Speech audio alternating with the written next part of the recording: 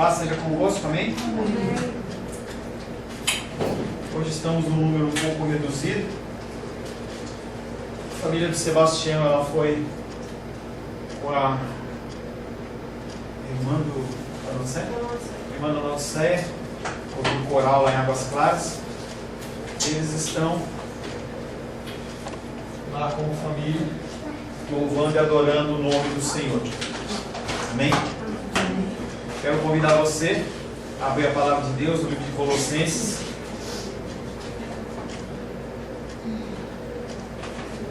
Colossenses capítulo 1.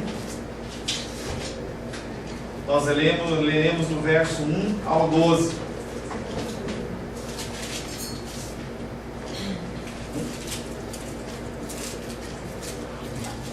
Semana passada estivemos iniciando o estudo desse livro. Eu me alegrei bastante com o que o Senhor ministrou. Quero convidar você que não ouviu, que não assistiu, que você esteja assistindo pela internet, já está lá. Vai ser bem interessante para que você possa dar continuidade no estudo de Colossenses que nós vamos dar. Colossenses capítulo 1, versos do 1 ao 12. Paulo, apóstolo de Cristo Jesus, por vontade de Deus, e o irmão Timóteo, aos santos e fiéis irmãos em Cristo, que se encontram em Colossos, graça e paz a vós outros da parte de Deus nosso Pai. Damos sempre graças a Deus, Pai de nosso Senhor Jesus Cristo, quando oramos por vós, desde que ouvimos da vossa fé em Cristo Jesus, e do amor que tendes para com todos os santos, por causa da esperança que vos está preservada nos céus, da qual antes ouvistes pela palavra da verdade do Evangelho, que chegou até vós, como também em todo o mundo está produzindo fruto e crescendo.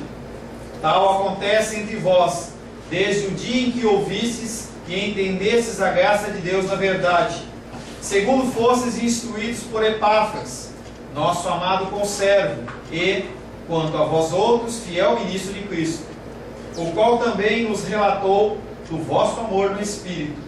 Por essa razão também nós, desde o dia em que o ouvimos, não cessamos de orar por vós e de pedir que transbordeis do pleno conhecimento da sua vontade, em toda sabedoria e entendimento espiritual, a fim de viverdes de modo digno do Senhor, para o seu inteiro agrado, frutificando em toda boa obra, e crescendo no pleno conhecimento de Deus, sendo fortalecidos com todo o poder, segundo a força da sua glória, em toda a perseverança e longanimidade, com alegria, dando graças ao Pai, que vos fez idôneos à parte que vos cabe da herança dos santos na luz. Amém. Amém? Palavra do Senhor. Senhor, em nome de Jesus, agradecemos a Ti, Pai querido, pela leitura da Tua palavra. Mais uma vez a Tua palavra vem ao encontro dos nossos corações, Pai. Ela vem, Pai querido, nos confrontando. Ela vem, Pai, nos ensinando. A palavra vem nos exortando, vem nos trazendo conforto. A Tua palavra, Pai querido, ela é completa, ela é multiforme em sua sabedoria. E nós, Pai querido, como seres humanos limitados, carecemos do Teu Espírito Santo. Eu careço do Teu Espírito Santo no falar, Pai, para que eu possa dar, Pai querido, na íntegra, o recado que o Senhor tem para os nossos corações. E peço que os meus irmãos e irmãs também recebam esta palavra, que haja entendimento, que haja mudança. As pessoas que nos assistem, Pai querido, pela internet, que também possam receber desta porção e ser alimentados na graça, na glória e no amor do Senhor, em nome de Jesus. Amém. Amém.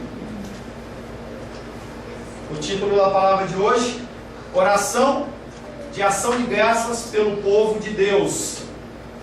Colossenses capítulo 1, verso 3.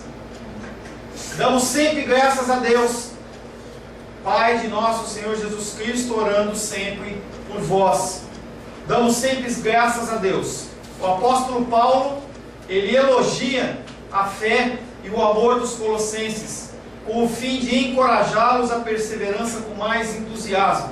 Apóstolo Paulo e Timóteo, eles estavam juntos nessa empreitada em mandar esta carta, E eles observavam que aqueles homens, eles não apenas tinham se convertido, mas também eles demonstravam o amor.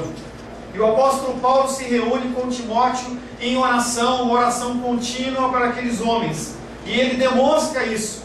Nós precisamos aprender a encorajar os nossos irmãos e as nossas irmãs em amor. Muitas vezes nós apenas sabemos exortar, mas às vezes nós esquecemos também de demonstrar amor. Ontem estava dando aula lá em Ceilândia e a pessoa me perguntava como que nós podemos motivar as pessoas. Você pode motivar sim exortando, você pode motivar sim chamando atenção. A pessoa vai estar prestando atenção, vai entender que você está zelando por ela, mas também você pode elogiá-la. E o elogio não vem um elogio que é um elogio simplesmente, mas é um elogio que vem do coração com o intuito de glorificar e exaltar o nome do Senhor. Além disso, ao mostrar que ele repara nessa situação de amor, de demonstração de amor, ele consegue o seu respeito, um respeito fraterno daqueles que não o conheciam. Lembre-se que aquelas pessoas não conheciam o apóstolo Paulo, e com essa demonstração ele estabelece um vínculo, ele estabelece um elo, e aí eles iriam se sentir mais inclinados e mais suscetíveis a receber a correção que viria na sequência. O apóstolo Paulo ele não estava escrevendo uma carta apenas para elogiar aqueles homens, mas ele também estava escrevendo para corrigi-los. E com isso ele abre uma oportunidade, ele abre um espaço no coração daqueles homens para que isso aconteça. Além disso, ele nos exorta por seu exemplo, a que nós reconheçamos com a gratidão, não meramente aquelas coisas que o Senhor nos confere, mas aquela que confere aos outros. O apóstolo Paulo ele não só agradece a Deus pelas coisas que ele recebe, e esse é um hábito nosso, que é até difícil de você encontrar. Nossas orações são muito mais de petição do que orações de agradecimento. Mas o apóstolo Paulo, com a introdução dessa carta, ele está abrindo uma nova perspectiva. Você se alegrar pela bênção na vida dos seus irmãos. E é difícil você fazer uma oração de agradecimento por você. Imagina você fazer uma oração de agradecimento, e uma oração de agradecimento contínua. Porque você observa que a vida do teu irmão e da tua irmã, ela está sendo edificada no amor de Cristo. E nós temos que começar a observar esse tipo de coisa.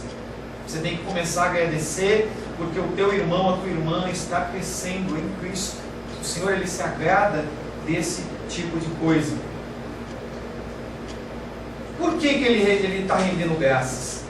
Por que Ele está ali naquele momento, em vez de Ele usar o tempo dele para coisas mais importantes naquela época, para você escrever uma carta? Eu estava imaginando o tempo que uma carta dessa ela demorava para ser escrita e ela demorava para ser entregue. Hoje a gente está com problema nos Correios. Se você não sabe, os Correios eles estão em crise, estão com uma dificuldade. Eu não recebo carta na minha casa. E aí eu estava conversando com um entregador de Sedex, porque esse entrega, porque tem um controle, e ele falava para mim assim, que ele foi lá reclamar com o chefe dele, porque ele mesmo, como carteiro, não estava recebendo carta, e o chefe dele falou para ele assim, tá difícil, tem um monte de caixa aí, vai procurar suas cartas. Então a situação está essa.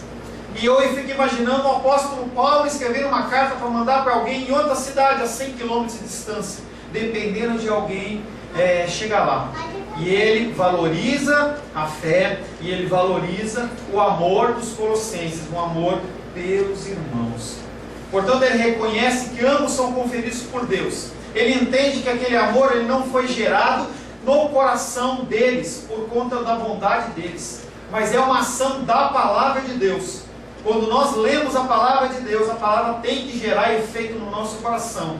E uma das coisas que ela tem que gerar é o amor, é a gratidão pela fé e o amor dos colossenses. Se mesmo os mínimos dos favores que provém dessa fonte que é Deus, quanto mais se deve demonstrar este mesmo reconhecimento em relação às duas dádivas do amor e da fé. Você pode achar que isso é uma coisa normal e comum, mas o mundo hoje está carecendo de um amor sincero e está carecendo da fé verdadeira. A pessoa tem fé nas coisas que são palpáveis. Ela tem fé que ela vai receber o salário dela no fim do mês. Ela tem fé que talvez ela venha acordar no outro dia. Mas as coisas que são espirituais, ela vai enfraquecendo. E a gente começa a encontrar pessoas que simplesmente dizem: não consigo ir para a igreja porque não tenho forças. Eu não consigo, eu não tenho forças para ir para a igreja. A pessoa está sem fé, ela está desmotivada, não há amor sobre a vida daquela pessoa. Damos sempre graças a Deus, Pai de nosso Senhor Jesus Cristo. Ele não está agradecendo a qualquer Deus, porque haviam muitos deuses. Se você lembra, na semana passada a gente falou que pertinho dessa cidade tinha a cidade de Éfeso, a cidade onde se era adorado a Diana dos Efésios. Com certeza ali em Colossos também haveria muitos adoradores dessa deusa. E ele faz questão de identificar: nós damos sempre graças ao Pai do nosso Senhor Jesus Cristo. Ele é o Pai do nosso Senhor Jesus Cristo. E não é lícito reconhecer qualquer outro Deus a não seja esse Deus que se manifestou através do seu Filho. Esta é a única chave que abre a porta. Este é o único caminho para Deus. Não há ou como você chegar-se a Deus se não for através de Jesus Cristo. Jesus Cristo e Jesus Cristo crucificado. Tem-se fabricado vários Cristos no mundo. A palavra de Deus diz que haveriam vários Cristos. Haveriam vários Cristos sendo pregados. E as pessoas, elas têm embarcado em barcos furados. Elas têm procurado deuses que não são os deuses que são o Pai do nosso Senhor Jesus Cristo. A única chave que abre a porta, o único caminho, a única verdade, a única vida. Através de Cristo, Ele também nos é Pai. Ele é Pai de Cristo, mas através de Cristo Ele também nos é Pai. Através de Cristo Ele tem nos abraçado. Ele tem abraçado como Ele abraça o seu Filho unigênito. Através de Cristo Ele manifesta o seu amor. Ele manifesta o seu favor paterno, como para a nossa alegria e para cumprimento do desejo e da vontade do Senhor. Você é inserido na família de Cristo através de Cristo. Você não é inserido na família de Cristo através dos seus esforços, através da sua vontade, através do teu querer, através da tua força, através da tua boa vontade, através das suas orações, através das suas consagrações, mas apenas através de Cristo. Dando sempre graças a Deus, Pai de nosso Senhor Jesus Cristo, orando sempre por vós. A oração deles era uma oração contínua. E quando ele fala em oração de ação de graças, ele está citando porque há outros tipos de oração. 1 Timóteo 2,1 diz: antes de tudo, pois, exorto que se use a prática de súplicas, de orações, intercessões, ações de graça em favor de todos os homens. O que o apóstolo Paulo está fazendo não é uma súplica.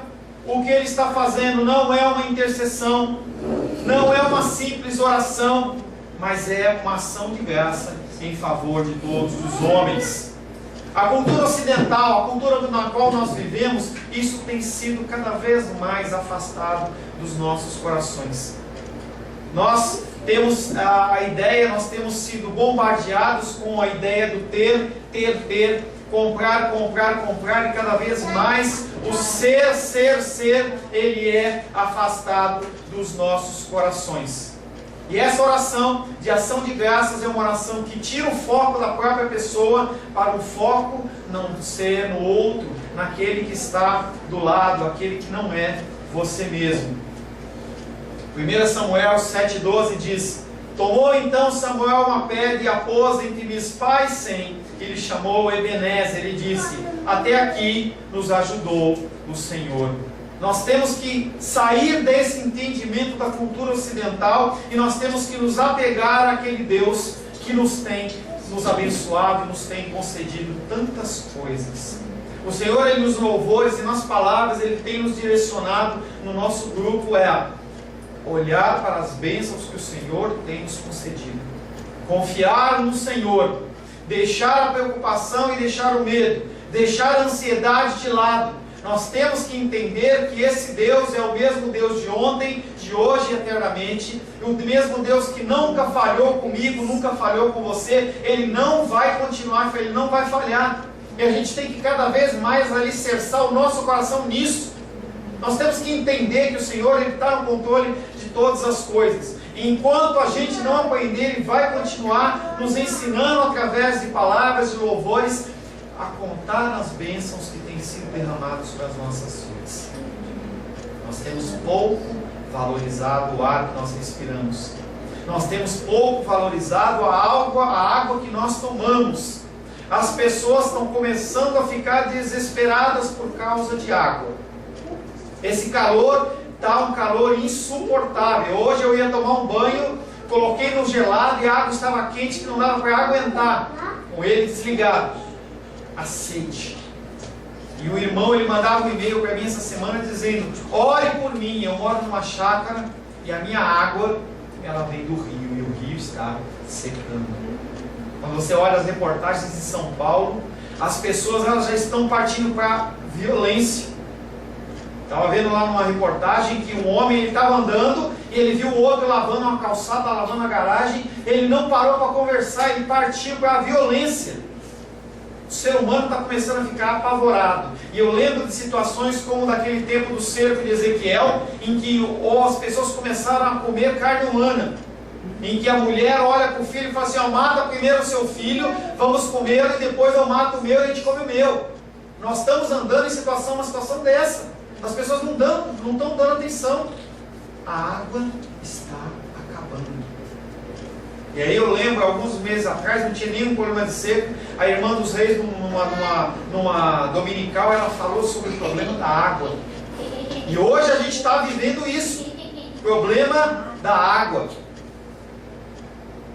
Tomou então Samuel uma pedra e pôs entre Mispa e Sem, e chamou Ebenezer, e disse: até aqui tem nos ajudado o Senhor. Lucas 11:39 diz: eu e o Pai somos um. Eu e o Pai somos um. Paulo pulou a passagem. Lucas 11:39 diz: por isso eu vos digo, pedi e dar-se-vos-á, buscai e achareis, batei e abrir-se-vos-á. As pessoas elas têm tomado versículos fora do contexto e tentado dar um entendimento que não é o entendimento que a palavra de Deus está declarando. Já convidei você a ler esse texto, onde está esse versículo de Lucas 11:39, e ele não está falando em você ficar pedindo coisas seculares e coisas do dia a dia. Ele está falando em pedir sabedoria. E aí a gente tira saca esse versículo e a gente fala: pedi e dar-se-vos-á. Não, qualquer coisa que eu pedir eu recebo.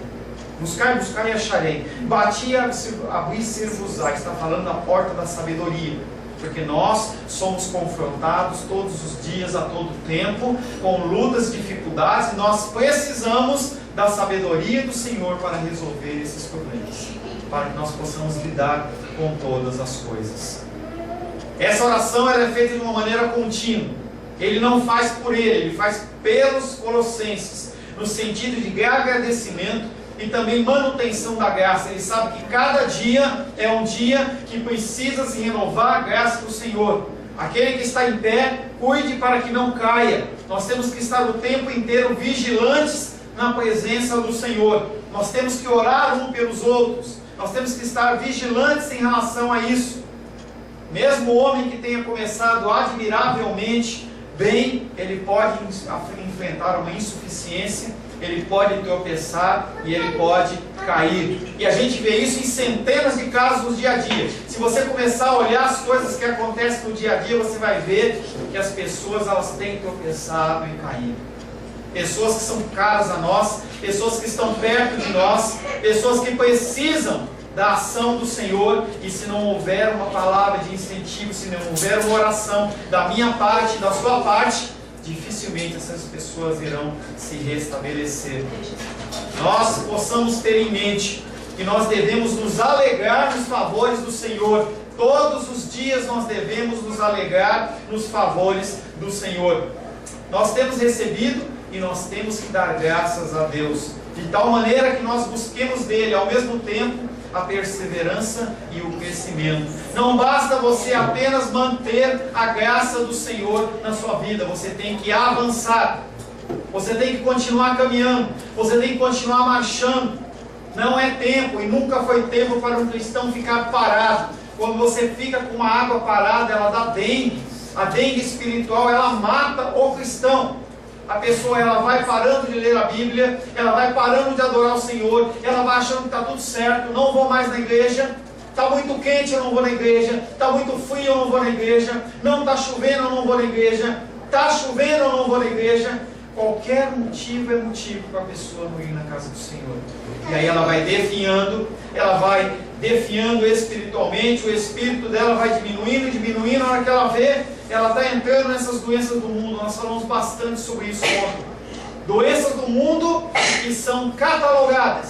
Você tem medo da aranha, você tem medo de tomar banho, você tem medo da mosca, você tem medo do besouro, você tem medo de uma série de coisas, tem medo de ver pessoas. E a pessoa vai catalogando aquelas doenças e você não as trata como pecado. Você entende que é uma coisa normal e é uma doença do século. E nós temos batido bastante em cima de preocupação e em cima de medo. Como tem sido as suas orações? Você tem feito orações? Você tem separado um tempo para conversar com o Senhor? Ou você está numa correria tão grande que você não tem tempo de adorar ao Senhor, ou de você se relacionar com o seu Deus? Você sabe com quem você está falando? Ou você sabe com quem você deveria falar? O nosso Jesus, ele não é qualquer um. Ele tem um nome que é sobre todo nome. Filipenses capítulo 2, verso 9. Filipenses 2, verso 9 diz: pelo que também Deus o exaltou sobremaneira, e lhe deu um nome que é sobre todo nome. É com esse Deus, é com esse Cristo que tem um nome sobre todo nome que você tem que falar. Ele comprou a minha vida, a sua vida, Ele comprou o seu povo com o seu próprio sangue, como soberano mestre, a quem Paulo alegremente declara a própria essência do Filho de Deus. Ele é filho por natureza, nós somos adotados. Nós fomos inseridos pela graça e misericórdia do Senhor no reino do Senhor. Ele tem o direito de chamar Deus de Pai. Mateus 26, 39 diz: adiantando-se um pouco, prostrou-se sobre o seu rosto, orando e dizendo: meu Pai, se possível, passe de mim esse cálice. Todavia não seja como eu quero, mas sim como tu queres. E ele pode fazer a declaração: eu e o Pai somos um. João 10, 30. Através de Cristo, ele também passa a ser o nosso Pai. No mais sublime e confortador sentido da palavra, nós temos um Pai nos céus. Nós temos um Deus que cuida de nós. Nós temos um Deus que nos ama, um Deus que se preocupa conosco, um Deus que guia os nossos caminhos, um Deus que está controlando todos os nossos caminhos. Abra os seus olhos para ver, surpreso, quanto Deus já tem feito na sua vida. Abra os seus olhos. Colossenses 1,4: desde que ouvimos acerca da vossa fé em Cristo Jesus e do amor que tende para com todos os santos. Desde que ouvimos acerca da vossa fé em Cristo Jesus. Paulo ouviu da fé dos colossenses como uma notícia boa, e a gente está acostumado a dizer que a notícia ruim é a que chega rápido, mas essa notícia chegou aos ouvidos do apóstolo Paulo. Aqueles homens ouviam ouvir a palavra e estavam vivendo o verdadeiro evangelho. Não só de exortações o apóstolo Paulo vive, mas também ele demonstra o seu amor, falando com aqueles homens que ele está sabendo do amor e da demonstração de amor deles. Os dons de Deus, eles são excelentes, e eles devem exercer tal efeito em nós, de tal maneira que estimulem a que nós amemos. Onde quer que ele se manifeste, nós temos que observar, nós temos que ver. As pessoas têm que ver em mim e em você a manifestação da graça, a manifestação do amor do Senhor. Essa manifestação, ela tem que aparecer. Não tem como nós estarmos ligados à videira verdadeira e nós não darmos frutos. O Senhor espera que nós demos frutos. Ele usa a expressão fé em Cristo para que nós tenhamos sempre em mente que Cristo é o objeto da nossa fé. Não é a nossa prosperidade, não é o nosso bem-estar, não é a nossa felicidade, não é a nossa saúde, mas é Cristo Jesus. Por que é tão incomum na nossa cultura nós identificarmos o crescimento espiritual de alguém? Isso é legal, volta a falar sobre isso. Por que a gente não consegue identificar? Talvez seja porque a gente não consegue identificar nem o nosso. Por que a gente não agradece a Deus pelo crescimento das pessoas, pelas vidas que estão sendo acrescentadas? Salmos 20, verso 7, parte A, diz: uns confiam em carros e outros em cavalos, outros confiam em empregos públicos, outros confiam no dinheiro na poupança, outros confiam numa aposentadoria, num plano de previdência privado, outros na força do seu próprio braço. E você, tem a sua fé como dos Colossenses? Ou você tem adorado, você tem se apoiado em outras coisas? Se você se apoia em homens, você é miserável. Se eu me apoiar em vocês, miserável homem que sou, nós somos falhos, nós somos fracos, nós somos pecadores. Desde que ouvimos acerca da vossa fé em Cristo Jesus e do amor que tendes para com todos os santos. Ele emprega a expressão amor para com os santos. Ele não está pensando com isso em excluir os outros. Mas a palavra de Deus diz que quando uma pessoa ela é agregada ao grupo de Deus, quando ela entra no reino de Deus, uma coisa maravilhosa acontece. Os anjos do céu se alegram, porque nós fomos criados à imagem e semelhança de Deus. Gênesis 1:26. Quando o verdadeiro amor aparece, nós recebemos aquela vida como mais uma pessoa, como um irmão que vai viver conosco na eternidade. E é uma coisa linda e maravilhosa. E respeito a graus de amor, você tem que entender que nós temos que amar a todos, porque não há mais tempo de judeus, gregos, gentios, nós somos todos uns em Cristo. Não há salvos apenas de uma igreja em outra igreja, como muitas denominações vendem e ensinam. Você quer salvação? Venha para a minha igreja. Não tem isso, gente. Deus, Ele é onisciente, onipresente, onipotente, Ele está dele, Ele é Deus em todos os lugares. Se Ele tiver que te curar, se Ele tiver que te fazer qualquer coisa, te abençoar de alguma maneira, Ele vai te abençoar desde o lugar mais simples até o lugar mais ostentado, mais portentoso. Não tem isso. Deus, Ele é único e Ele habita de maneira singular nas vidas das pessoas e não em lugares. Houve o tempo em que as pessoas adoravam no templo de Jerusalém, houve o tempo em que eles adoravam no tabernáculo. Hoje nós adoramos o Senhor em espírito e em verdade aonde nós estivermos. Gálatas 6:10 diz: por isso, enquanto tivermos oportunidade, façamos o bem a todos, mas principalmente aos da família da fé. Primeiro você tem que se preocupar com as pessoas que te cercam. Antes de você querer pregar o Evangelho na África, na Ásia, na Oceania, pregar em outras cidades, em outros lugares, o primeiro lugar que você precisa pregar é na sua própria casa. A nossa própria casa é a primeira igreja onde nós temos que falar e demonstrar o amor de Deus. Como que uma pessoa pode querer trabalhar na obra do Senhor se ela não administra bem a sua própria casa? No livro de Josué, nós temos visto da fama do povo de Israel. Em Josué capítulo 2, verso 11, nós já passamos por esse texto no nosso estudo.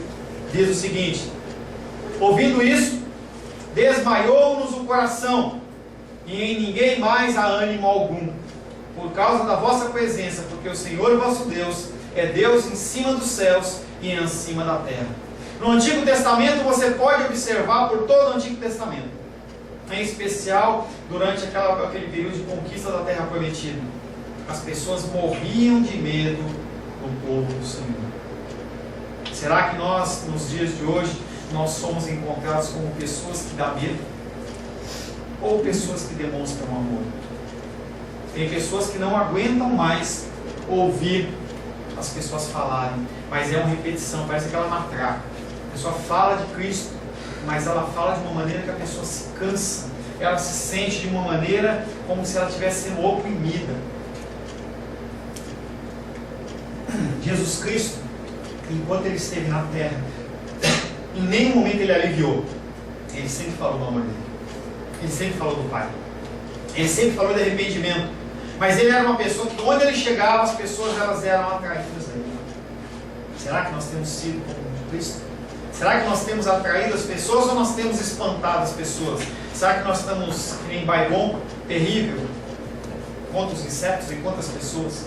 E aí você acha que você está falando a palavra de Deus, mas você é muito mais chato do que uma pessoa que fala do amor de Deus. Porque quando você fala do amor que você realmente vive, as pessoas elas são alcançadas, elas são inundadas e elas são transformadas. O que vai estar escrito na tua lápide? Qual que vai estar escrito? O que vai estar escrito lá? Qual que vai ser a menção? Foi um chato embora. Foi uma pessoa que era impertinente. Ou uma pessoa amada. Ou uma pessoa que faz falta. Ou uma pessoa que fez a diferença. No seu livro da vida vai estar escrito o quê? Porque ele ainda está sendo escrito. O que vai ser? O que está sendo escrito no livro da vida? Qual que é a influência que nós, como igreja, temos feito no seu trabalho?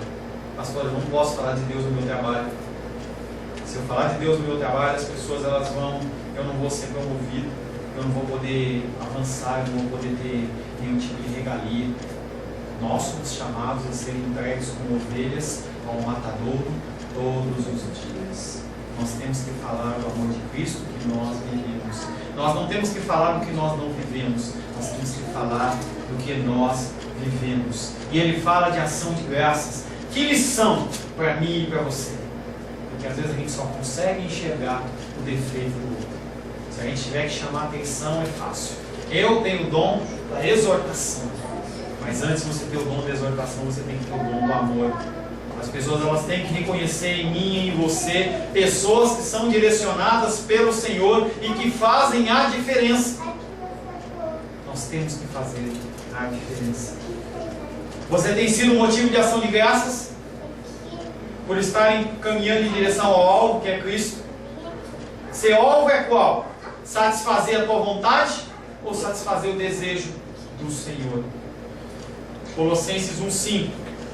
Pela esperança que vos está reservada nos céus, da qual ouvistes falar, quando vos foi anunciado pela palavra da verdade, o Evangelho. Dela já ouvistes o anúncio da verdade, o Evangelho. Pela esperança que vos está reservada nos céus. A esperança da nossa vida, da vida eterna, ela não pode ser algo inativo. Eu já recebi, eu já tenho direito e eu não vou fazer mais nada. A ponto de não produzir nenhum tipo de coisa, nenhum amor através do Pai, através de nós. Mas é necessário que o homem que está plenamente persuadido, aquele que realmente entendeu que nós temos uma esperança, nós temos uma herança, nós temos que fazer a diferença no mundo aqui embaixo.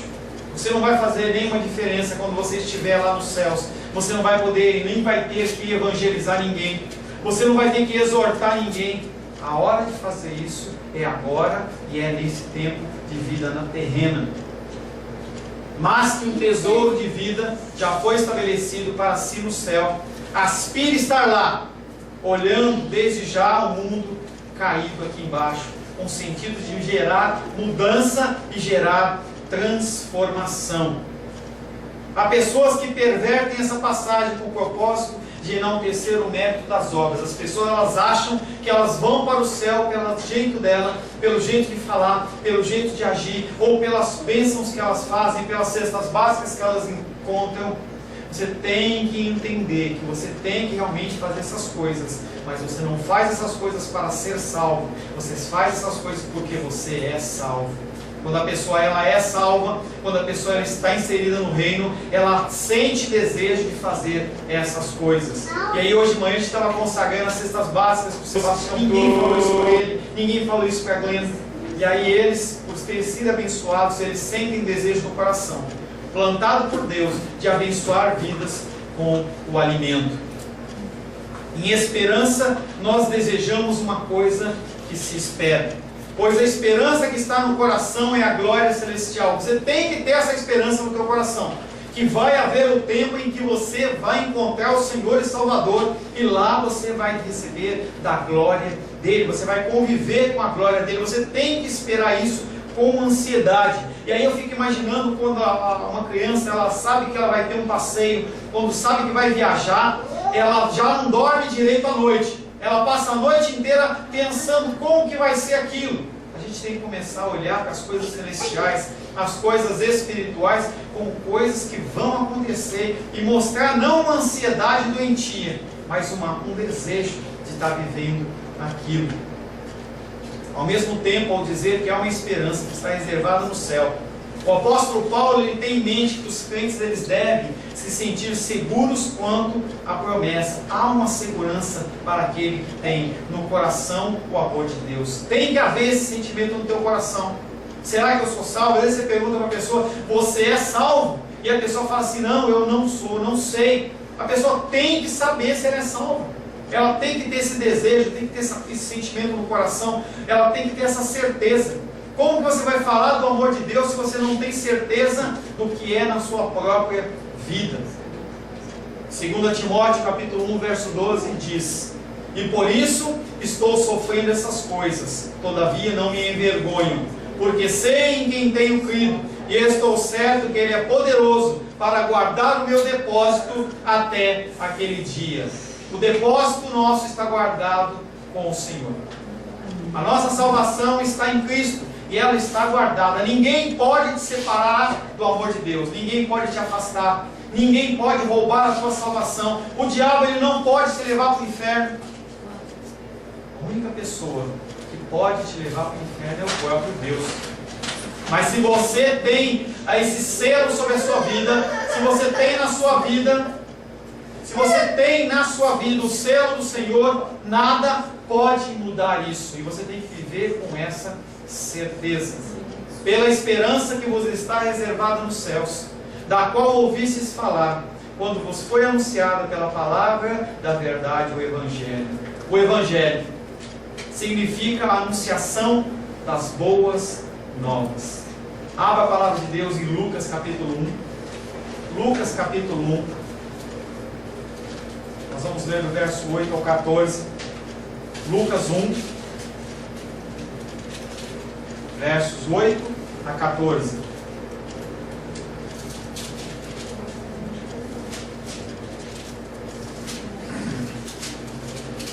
Lucas capítulo 1, versos de 8 a 14.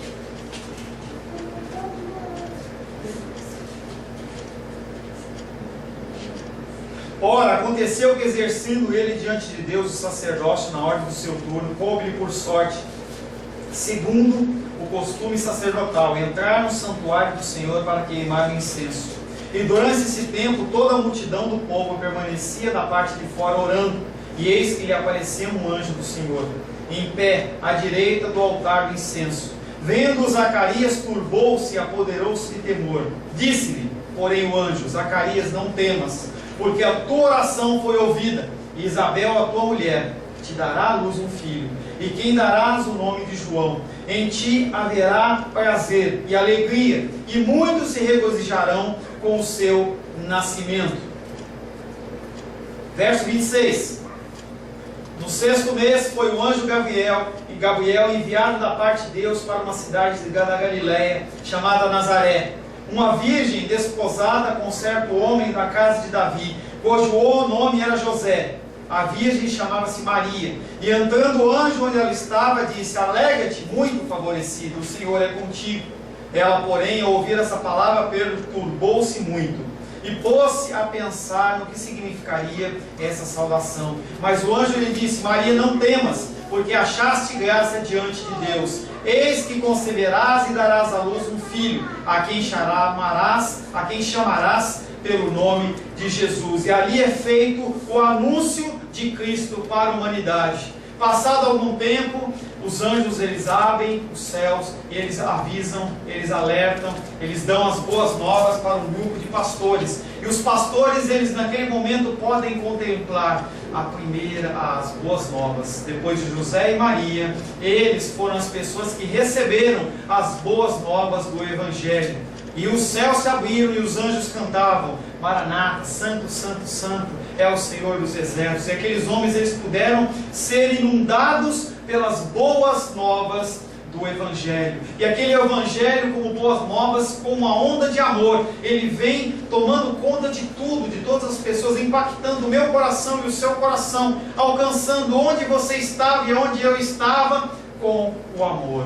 Esse é um amor que ele tem que transbordar do meu coração, ele tem que transbordar do coração dos outros. Quando as pessoas se sentirem alcançadas por esse amor que transborda da tua vida, elas serão alcançadas e serão tocadas pelo Senhor.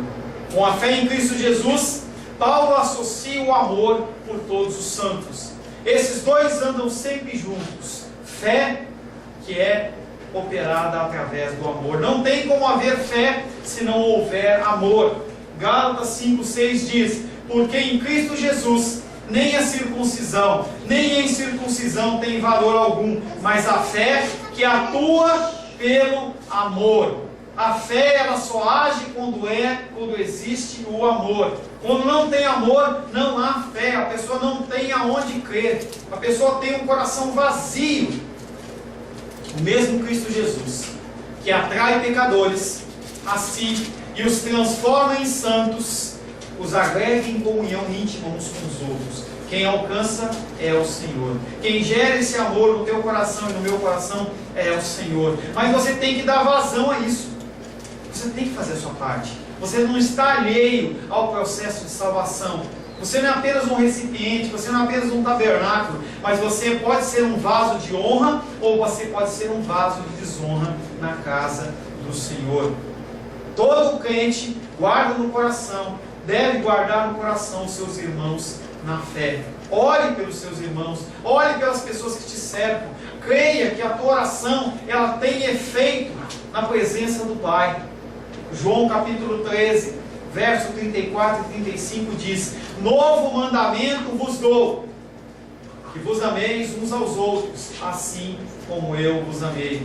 Que também vos ameis uns aos outros. Nisto conhecerão todos que sois meus discípulos, se tiverdes amor uns aos outros. Você só será reconhecido como um discípulo de Cristo, como alguém que fala em nome de Cristo, se você amar. Um tesouro nos está reservado nos céus. Um tesouro mais valioso do que o ouro e mais valioso do que a prata. Um tesouro de comunhão com o nosso Senhor. Uma comunhão que não trará e nem terá nem dores, nem lágrimas. Algo tão lindo, algo tão maravilhoso, que nenhum olho viu, nenhum ouvido ouviu, nem pensamento algum consegue entender ou imaginar o que vai ser a nossa vida na presença do Senhor. Por que você tem prendido o seu coração em contendas com aqueles que são próximos? Nós temos mantido contendas com aqueles que nos são próximos. O tempo é curto, pode ser tarde demais amanhã. Quanto que vale o seu orgulho? Quanto vale você ganhar uma discussão?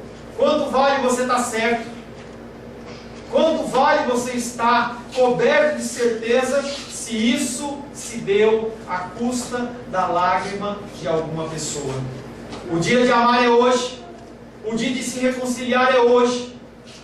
Engula as coisas que não edificam e transmita Cristo ao mundo. Não apenas através de palavras, mas também através de ações. Ame o dia de hoje como se não houvesse uma outra oportunidade. Glorificado seja o nome do Senhor. Feche seus olhos.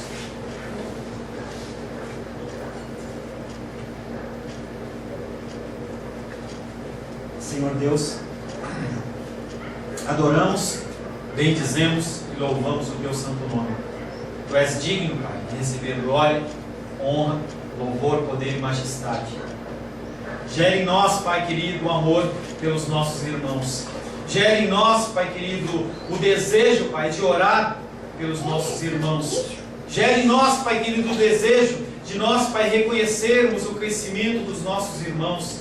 Que nós possamos, Pai querido, tirar os nossos olhos apenas do nosso ser, apenas das nossas necessidades, apenas, Pai querido, do nosso querer, mas que nós possamos olhar com os Teus olhos para as pessoas que nos cercam, que nós possamos ver as pessoas como oportunidade de declarar, de derramar, de demonstrar do Teu amor, Pai. Pai querido, se não for da Tua parte, se não for da Tua pessoa, se não for do Teu agir, se não for através do Teu Espírito Santo, nada podemos fazer.